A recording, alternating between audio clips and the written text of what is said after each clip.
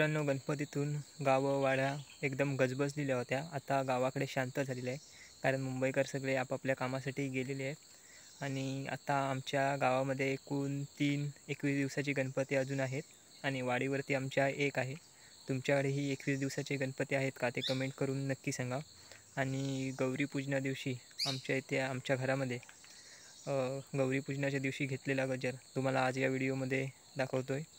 तर गजर कसा वाटतो ते कमेंटमध्ये नक्की सांगा. व्हिडिओला लाईक, चॅनलला सबस्क्राईब नक्की करा, कारण असेच नवनवीन व्हिडिओ घेऊन येत असतो.